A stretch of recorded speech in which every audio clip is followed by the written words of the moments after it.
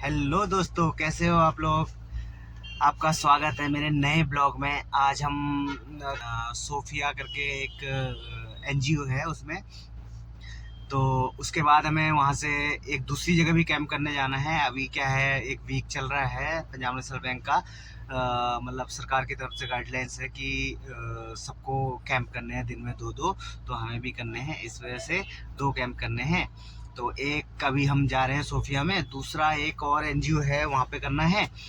वहाँ पे आज हमने कैंप में हम सबको बताएंगे कि बैंक की स्कीमें और जैसे क्या क्या फ़ायदे हैं उनके, क्या क्या नुकसान हैं। तो हमारे साथ एक सील सर हैं और हमारे एलडीएम सर हैं, तो वो दोनों जाएंगे। वो बताएंगे, मैं तो वीडियो बनाऊंगा, मैं तो बोलूँगा नहीं। तो मिलते हैं सीधे कैंप में। कोई भी खाता खुला हो, सबके जनधन वाले खाते खुले हुए हैं। अगर 50 महीने का उस बैंक में जमा करा दो तो आपको बहुत बड़ा फायदा होगा। और पैसे 10 रुपए, 20 रुपए, 40 रुपए जरूर होगा। तो हम लोगों के आसपास देखा होगा तुमने, बहुत से लोग ऑटो चलाते हैं, बहुत से लोग बीमा करा देते हैं। तो आपको 2 लाख रुपए का बीमा मिलता है सब। तब तो रकम बड़ी होगी। अगर 50 रुपए कम करके 2 लाख रुपए मिल जाए साल में, ना हो ऐसा, जरूर ना हो, सम्मान ना हो, ऐसा हो।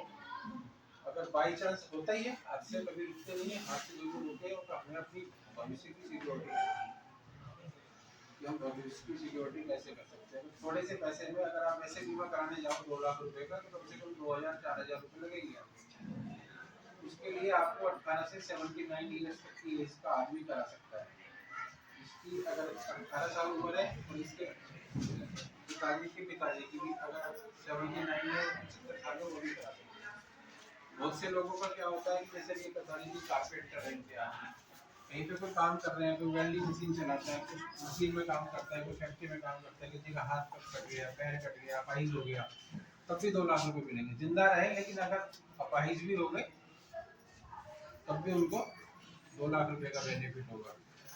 और 436 रुपए में 18 से 50 साल तक की उम्र वाला अपना बीमा करा सकता है। वो किसी भी वजह से डेथ हो जाओ, अगर मान लो बीमार हो गया आदमी, मतलब बीमारी हुआ, एक तो एक्सीडेंट होगा या डेथ, बीमार होगा, दो ही तो केस में होती है डेथ। अगर उसमें 436 रुपए वाले में अगर बीमारी से डेथ हो जाती है तो भी आपको 2 लाख रुपए मिलेगा। आपको सबको क्या करना है कि अपना ये काम जरूर कराना है। अपना बचाव खुद को करना पड़ेगा, जब ही बात बनेगी, नहीं तो दूसरा आदमी कोई नहीं करता। क्योंकि किसी का हादसा हो जाता है ना, तो सबसे ज्यादा सफर उसके बच्चे या वो खुद होते हैं। जैसे बहुत से लोग ऐसे होंगे, आपके आपके पापा वगैरह ऐसे होंगे जिनकी फैक्ट्री में लोग काम कर रहे होंगे, वो मोटर बाइंडिंग या कोई भी काम करते होंगे, मजदूर काम करते हैं, 10-10, 5-5 मजदूर काम करते हैं, उनके चोट लग जाती है, फिर वो कहती है, उनकी बीवी आती है, मेरे को मुआवजा दो। तो अगर वो अपने मजदूरों का भी करा दे इतने पैसों में, तो भी कितना फायदा है। हम लोग सड़क पे चल रहे होते हैं, हमारे कोई जबरदस्ती, हम तो सेफ चल रहे हैं, लेकिन कोई मार गया, आजकल बहुत हादसे हो रहे हैं इस टाइप के। नए नए बच्चों को मोटरसाइकिल गाड़ियाँ दे देते हैं लोग, नई नई गाड़ियाँ दे देते हैं छोटे छोटे बच्चों को,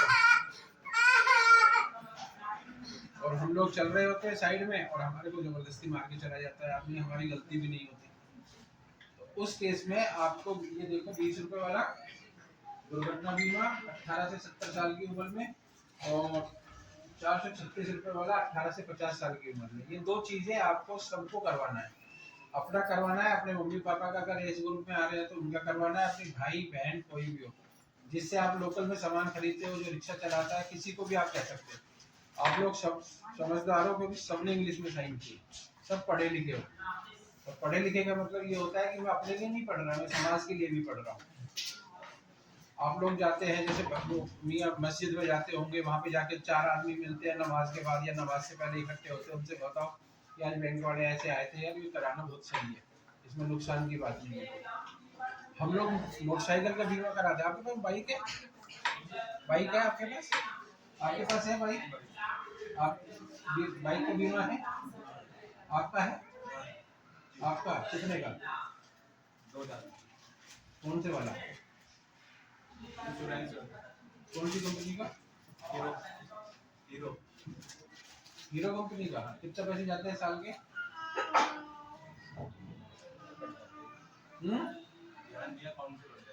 अरे कुछ तो पता होगा। 1000 रुपए, 500 रुपए, 700 रुपए, 2000 रुपए, 1100 रुपए जाते हैं ना। और ये 20 रुपए में काम हो रहा है। आप लोगों को इस चीज का विशेष ध्यान रखना है कि अपना, अपने पड़ोसी का, अपनी बहन का, भाई का, माँ का, पिताजी का, मौसी का, मौसा जी का, सबसे पूछनी है ये बात। आप खुद पढ़े लिखे हो, सामने वाले को पढ़ाओ, बस यही हमारा आ जाने का पर्पज। 18 रुपए एक्सीडेंट वाला बीमा 20 रुपए का, और बीमारी वाला 436 रुपए। बस। और किसी को कुछ पूछना हो, कोई डाउट हो तो बताओ।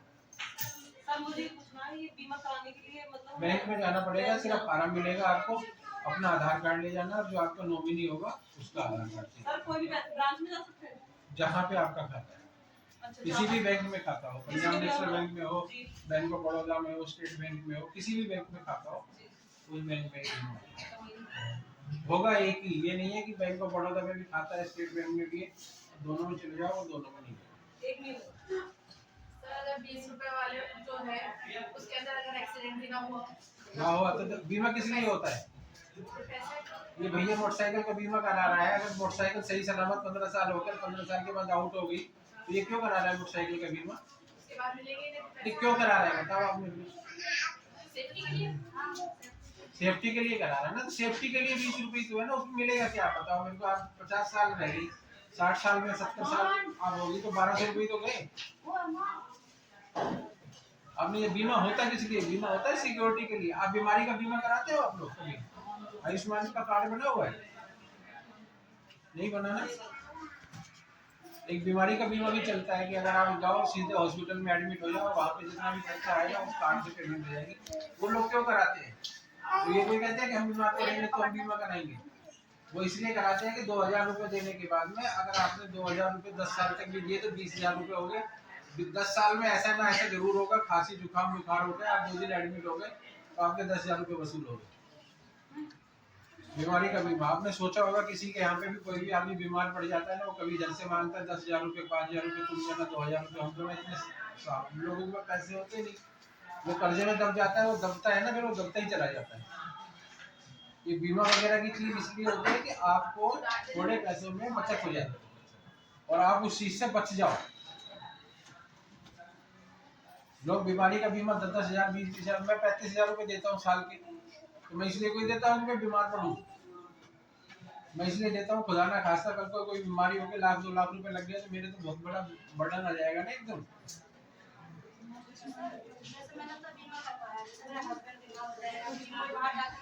कौन से वाला? इस बीमे में सब में अलग अलग होगा सबका।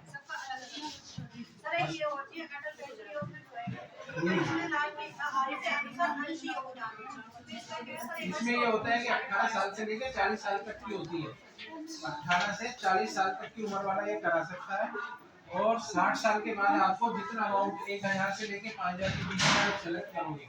जैसे आपने मान लो 2,000 रुपए के हिसाब से पेमेंट करी और आपकी 18 साल उम्र है, तो आपको 18 से लेके 60 साल तक पैसा देना है 108 रुपए के करीब से बढ़ेगा हर महीना। और आपको उसके बाद में मतलब 5,000 की करिए तो आपको 60 के साथ जब तक जिंदा रहोगे जब तक 5,000 रुपये। और फिर उसकी अगर आपकी डेथ हो जाती है तो आपके हस्बैंड को मिलेंगे, और हस्बैंड की अगर डेथ हो जाती है तो आपके बच्चों को मिलेंगे। ये पेंशन है, पेंशन 60 के बाद शुरू होती है। पेंशन हमेशा 60 के बाद शुरू होती है। आप इसमें कैसे करा सकते हो? मंथली करा सकते हो, क्वार्टरली करा सकते हो, हाफ ईयरली करा सकते हो, ईयरली करा सकते हो। इसमें चारों ऑप्शन है।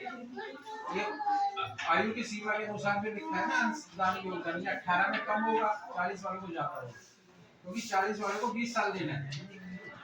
आप समझ रहे हो ना, पैसा तो उतना ही जाना है, लेकिन 40 वाले को 20 साल देना है और 18 वाले को 32 साल देना है। 40 साल में वो कम हो जाता है। लेकिन इसमें ये है कि अगर डेथ हो जाती है उस दौरान तो इसमें 5,000 की अगर आप सिलेक्ट करते हो तो 8,500 अलग से, और पेंशन मंथली होती है। इसमें सब करा सकते हैं, मतलब ये सारी स्कीम जितनी भी है ना सब उसी में है। जैसे रुपए डेबिट कार्ड है, एटीएम कार्ड लो, 6 महीने में एक बार उससे बैलेंस चेक करो, चाहे आप उसमें करो, उसमें भी 2 लाख रुपए का इंश्योरेंस है। तो डेबिट कार्ड भी यूज करना चाहिए, आप लोगों को डिजिटल पेमेंट करनी चाहिए। चलता है तो हर जगह करना पड़ता है, मैं नहीं करती हूँ, मेरा हस्बैंड करता है। नहीं करना चाहिए ना, वो जो उससे करने से उसका भी बेनिफिट होता है। कभी भी फर्जी फोन आते हैं, फर्जी फोन किसी का नहीं उठाना। कभी ये कहे कि बैंक से आए थे, हम आपका ये लोन कर देंगे, ये कर देंगे, कभी कोई नहीं करता।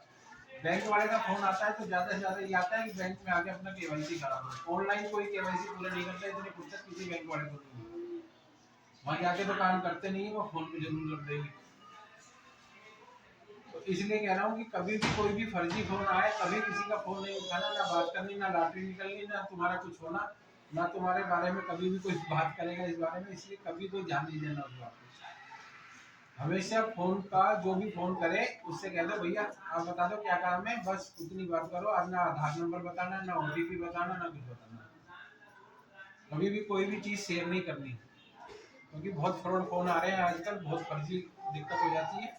तो आपको बहुत दिक्कत हो जाएगी उससे। आपका जो खाते में 10-20-50 हज़ार भी हो सकते हैं, 1000-2000 भी हो सकते हैं, सब खत्म हो जाएगी। और कुछ सर ये स्कीम कब तक की रहेगी? चलती रहेगी, लेकिन जितना जल्दी ले लो ना उतना बढ़िया। हमें कल का नहीं भरोसा, इसलिए फायदा यही है कि जितना जल्दी कर लो उतना बढ़िया रहता है। ये चीज़ें ऐसी होती है, लापरवाही फिर बाद में पछताना। निकलने वाले हैं, थोड़ी देर में वहाँ पहुँचेंगे, फिर दूसरा कैंप करेंगे। वहाँ पे हमारे एलडीएम सर देंगे, बताएंगे स्कीमें दूसरों को, सीधे वहीं मिलते हैं। के हिसाब से, उसी कमाई के हिसाब से खर्चा करके उसमें जब कुछ पैसा बचाना होता है। अब वो जरूरी नहीं है कि आप बचा करके घर में रखें, उसका आप कुछ पैसा घर में भी रख सकते हैं डेली रोजमर्रा के लिए, कुछ पैसा अपने बैंक खाते में जमा कर सकते हैं। और जिस तरह से सर ने बताया कि 3 हमारी स्कीम है, मतलब भारत सरकार की स्कीम है, उसमें भी हम लोग पैसा इस्तेमाल कर सकते हैं, उसमें निवेश कर सकते हैं। और खासतौर से अटल पेंशन योजना जो कि 18 साल से ऊपर के सब लोगों को ले लेनी चाहिए, जिसमें कि आप हर महीने आपसे लगभग 100-125 रुपए आपको कटेगा, वो बाद में जाकर के आपको 1000 रुपए महीने की पेंशन आपकी मिल जाएगी। ठीक है।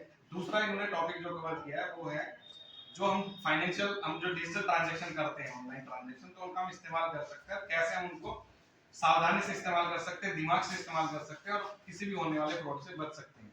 जैसा हमने बताया कि आपको किसी भी अनसोलिसिटेड कॉल से बचना है, ठीक है, उल्टे सीधे पीछे से फोटो भेज देना है, उसको लिंक को नहीं खोलना है, फोटो भेज और उनको बोलना है कि हमारे बैंक में कोई दिक्कत नहीं है, प्रॉब्लम नहीं है। अगर हमें कोई प्रॉब्लम होगी तो हम बैंक में जाकर के अपने अकाउंट के विषय में बात करेंगे, ठीक है। क्योंकि हर एक आदमी, कोई भी आदमी एक ब्रांच के अंदर 50-50 हज़ार का कस्टमर है, वो एक कस्टमर को फोन नहीं कर सकते हैं, ना उनके पास टाइम होता है। कोई वाली बात है, मैडम आप क्या तो ब्रांच में जाते हैं, वहाँ सुनते भी नहीं है कई बार, लेकिन प्रॉब्लम होती है। लेकिन उस चक्कर में अगर हम घर बैठे बैठे अपना सोचे कि सारा काम घर पे हो जाए, इस चक्कर में अगर हमारा नुकसान हो जाता है तो उसकी भी फिर कोई रिस्पांसिबिलिटी आपकी की हो जाएगी, ठीक है। इसीलिए अभी आरबीआई ने उस इन्हीं सेविंग के ऊपर और फ्रॉड से बचने के लिए कुछ वीडियो बनाए हैं, छोटे-छोटे वीडियो हैं, वो हम आपको दिखाएंगे। और आरबीआई की भी खाली नोट छापने, जो लोग यहाँ तक हमारी यहाँ नहीं पहुँच पाते हैं या जिन तक हमारी बात नहीं पहुँच पाती, यहाँ पे बात पहुँचाएंगे। कोई अगर एक मोमबत्ती जलती है तो वो सब जगह रोशनी देती है। तो ये चीज़ हम आपको बता रहे हैं, आप आगे दूसरे को बताओगे, वो किसी को बताएगा, तो ये चीज़ सब तक पहुँचेगी, ठीक है। और आरबीआई की वेबसाइट पे सारी जानकारी उपलब्ध है। इन्होंने अपनी अवेयरनेस के लिए अलग से वेबसाइट बना रखी है, और मैं सर आपको भी नौकरी लगी है तो वो क्या बात करते हैं।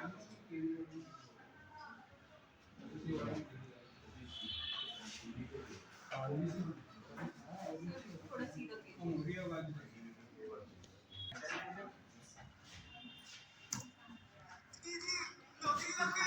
अरे वाह, बधाई हो।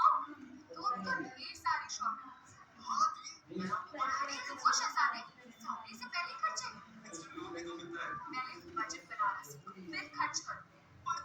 देखो, कमाई का एक हिस्सा हमेशा बचाना चाहिए, लेकिन पार्टी देने से नहीं बचाना।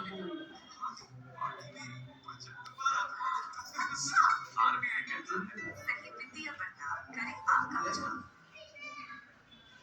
ट्रेंड जो है हमारा, जो उस चीज को अगर हम सही रखेंगे तो वो हमारे बाद में वो हमें बचाएगा। आज हम पैसा बचाएंगे, कल पैसा हमें बचाएगा जरूरत पड़ने पर, वही साथ देता है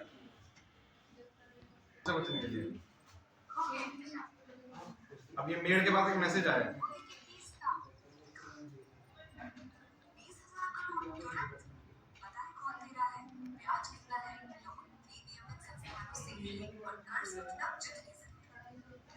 जांच कर पगार एडवांस में दीजिए। सही वित्तीय बर्ताव करे आपका बचाव। कहीं जाने की जरूरत नहीं है, आप इस लिंक पे क्लिक करेंगे और आपको लोन मिल जाएगा, आपके अकाउंट में पैसे आ जाएंगे। वो कहती है बच्चे की फीस का इंतजाम हो गया, और पता चला उसमें लिंक पे क्लिक करा तो जो अकाउंट में पैसे थे 5000 रुपए वो भी चले जाएंगे। इसलिए उसने कहा कि इन सब चीजों से बचना चाहिए। किसी भी चीज के लिए ग्राहक सेवा का नंबर जो है आपको कहीं भी इंटरनेट से ढूंढने की जरूरत नहीं है।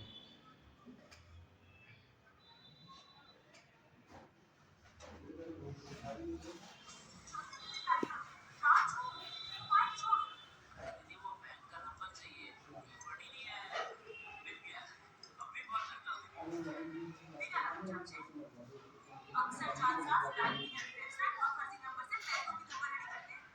बैंक की ऑफिशियल वेबसाइट या तो पार्ट नाम से नहीं। ऐसे देख सकते हैं, ये आपने कार्ड के पीछे नंबर देख सकते हैं।